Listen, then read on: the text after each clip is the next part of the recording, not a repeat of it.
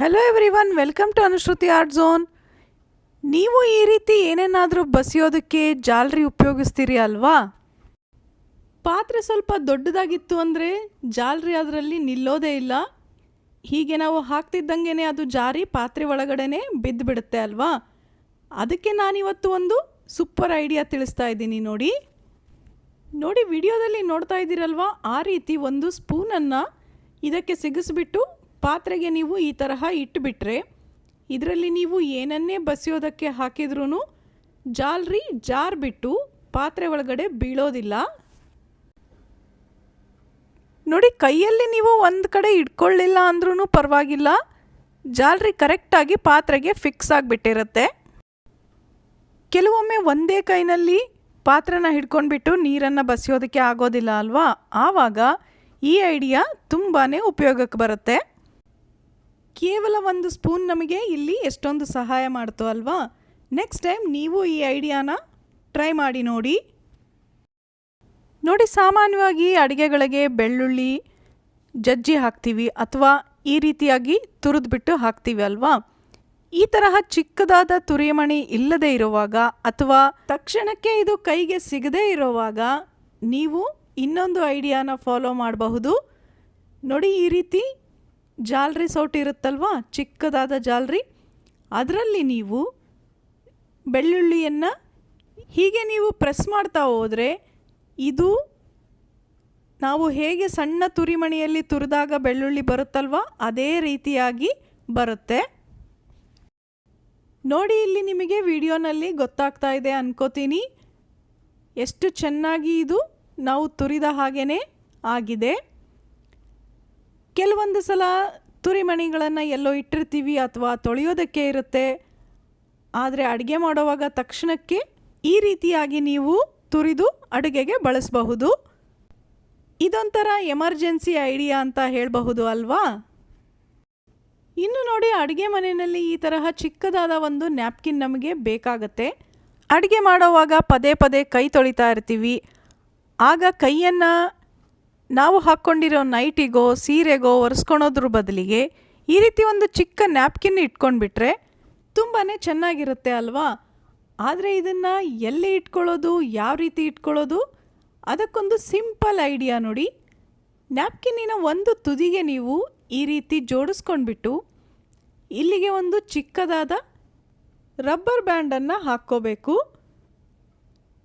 ನೋಡಿ, ಹೀಗೆ ಅದನ್ನು ಒಂದು ಮೂಲೆಗೆ ಫಿಕ್ಸ್ ಮಾಡಿ ನ್ಯಾಪ್ಕಿನ್ನನ್ನು ಒಳಗಡೆಗೆ ಮಡಚ್ಕೊಂಡ್ಬಿಟ್ಟು ಇಲ್ಲಿಗೆ ಒಂದು ಸೇಫ್ಟಿ ಪಿನ್ನನ್ನು ಹಾಕಬೇಕಾಗತ್ತೆ.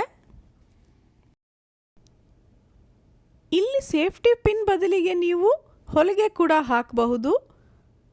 ಸಿಂಪಲ್ಲಾಗಿ ಕೈ ಹೊಲಿಗೆ ಹಾಕಿದರೂ ಕೂಡ ಸಾಕಾಗತ್ತೆ. ನಾನೀಗ ಸೇಫ್ಟಿ ಪಿನ್ ಹಾಕಿ ತೋರಿಸ್ತಾ ಇದ್ದೀನಿ.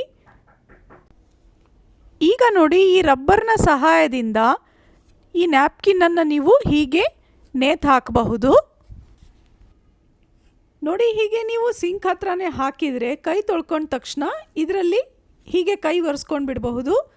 ಆಗ ನಾವು ಹಾಕ್ಕೊಂಡಿರೋ ಬಟ್ಟೆಗೆ ಒರೆಸ್ಕೊಳ್ಳೋ ಅವಶ್ಯಕತೆ ಬರೋದಿಲ್ಲ, ಅದು ಕೂಡ ಗಲೀಜಾಗೋದಿಲ್ಲ. ಚೆನ್ನಾಗಿದೆ ಅಲ್ವಾ ಈ ಐಡಿಯಾ? ಅಡುಗೆ ಮನೆಯಲ್ಲಂತೂ ಪದೇ ಪದೇ ಕೈ ತೊಳಿತಾನೇ ಇರ್ತೀವಿ. ಬೇಗನೆ ಕೈಗೆ ಸಿಗೋ ಹಾಗೆ ಹೀಗೊಂದು ನ್ಯಾಪ್ಕಿನ್ ಇದ್ಬಿಟ್ರೆ ತುಂಬಾ ಉಪಯೋಗ ಆಗುತ್ತೆ. 2-3 ದಿನಕ್ಕೊಂದ್ಸಲ ಈ ನ್ಯಾಪ್ಕಿನ್ನನ್ನು ನೀವು ತೊಳ್ಕೊಂಡ್ಬಿಟ್ರೆ ಆಗೋಗುತ್ತೆ. ಅದನ್ನು ಕೂಡ ರಬ್ಬರ್ ಬ್ಯಾಂಡ್ ಸಮೇತನೇ ತೊಳಿಬಹುದು. ಇನ್ನು ನೋಡಿ, ಕುಕ್ಕರ್ನ ಹ್ಯಾಂಡಲ್ ಅದರಲ್ಲಿರುವಂತಹ ಸ್ಕ್ರೂ ಹೀಗೆ ಲೂಸ್ ಆಗ್ತಾ ಇರುತ್ತೆ ಅಲ್ವಾ? ಅದನ್ನು ಸ್ಪೂನಿಂದನೋ ಸ್ಕ್ರೂ ಡ್ರೈವರಿಂದನೋ ತಿರುಗಿಸಿ ಟೈಟ್ ಮಾಡ್ತೀವಿ. ಆದ್ರೂ ಕೆಲವೊಂದು ಸಲ ಟೈಟಾಗಿ ಅದು ಫಿಕ್ಸ್ ಆಗೋದಿಲ್ಲ. ಹಾಗಾದಾಗ ನೀವು ಏನು ಮಾಡಬೇಕು ಗೊತ್ತಾ? ಸ್ವಲ್ಪ ಹತ್ತಿಯನ್ನು ತಗೊಳ್ಳಿ. ನೋಡಿ, ಎಷ್ಟು ತಗೋಬೇಕು ಅಂದರೆ ವಿಡಿಯೋದಲ್ಲಿ ನಿಮಗೆ ತಿಳಿತಾ ಇದೆ, ತುಂಬಾ ಸ್ವಲ್ಪ ತಗೋಬೇಕು.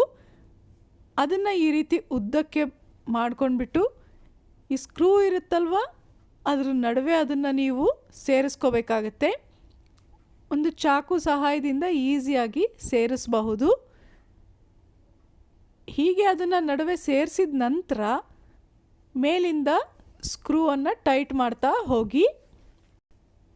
ಈ ತರಹ ಮಾಡೋದ್ರಿಂದ ಸ್ಕ್ರೂಗಳ ಥ್ರೆಡ್ ಸವೆದು ಹೋಗಿದ್ರೂ ಕೂಡ ನಾವು ತೆಳ್ಳನೆ ಲೇಯರ್ ಹತ್ತಿ ಇಡೋದ್ರಿಂದ ಸ್ಕ್ರೂ ಟೈಟಾಗಿ ಫಿಕ್ಸ್ ಆಗುತ್ತೆ. ಇದೇ ರೀತಿ ಈಗ ಇನ್ನೊಂದು ಸ್ಕ್ರೂವನ್ನು ಕೂಡ ನೀವು ತೆಳ್ಳನೆಯ ಹತ್ತಿ ತಗೊಂಡ್ಬಿಟ್ಟು ಫಿಕ್ಸ್ ಮಾಡಿ. ಫ್ರೆಂಡ್ಸ್, ನಮ್ಮ ಚಾನಲ್ನಲ್ಲಿ ನಿಮಗೆ ತುಂಬಾ ಉಪಯೋಗವಾಗುವಂತಹ ವಿಡಿಯೋಗಳು ಪ್ರತಿದಿನವೂ ಸಿಗುತ್ತೆ. ನೀವಿನ್ನೂ ಸಬ್ಸ್ಕ್ರೈಬ್ ಮಾಡಿರಲಿಲ್ಲ ಅಂದರೆ ಪ್ಲೀಸ್ ಈಗಲೇ ಸಬ್ಸ್ಕ್ರೈಬ್ ಮಾಡ್ಕೊಳ್ಳಿ. ಹೊಸ ವಿಡಿಯೋಗಳ ನೋಟಿಫಿಕೇಷನ್ಗಳಿಗೋಸ್ಕರ ಬೆಲ್ ಬಟನ್ನ ತಪ್ಪದೆ ಪ್ರೆಸ್ ಮಾಡಿ. ನೋಡಿ, ಇಲ್ಲಿ ಗೊತ್ತಾಗ್ತಾ ಇದೆ ನಿಮಗೆ ಸ್ಕ್ರೂ ಎರಡೂ ಕೂಡ ಎಷ್ಟು ಟೈಟಾಗಿ ಫಿಕ್ಸ್ ಆಯಿತು ಅಂತ. ಇವತ್ತಿನ ಈ ಎಲ್ಲ ಐಡಿಯಾಗಳು ನಿಮಗೆ ಇಷ್ಟ ಆಯಿತು ಅನ್ಕೋತೀನಿ. ಹಾಗಿದ್ರೆ ತಪ್ಪದೆ ವಿಡಿಯೋನ ಲೈಕ್ ಮಾಡಿ, ಬೇರೆ ಎಲ್ಲರ ಜೊತೆಗೆ ಶೇರ್ ಕೂಡ ಮಾಡಿ. ಮತ್ತೆ ಸಿಗೋಣ ಇನ್ನೊಂದು ಇಂಟ್ರೆಸ್ಟಿಂಗ್ ಹಾಗೆ ಯೂಸ್ಫುಲ್ ವಿಡಿಯೋ ಜೊತೆ. ಧನ್ಯವಾದಗಳು.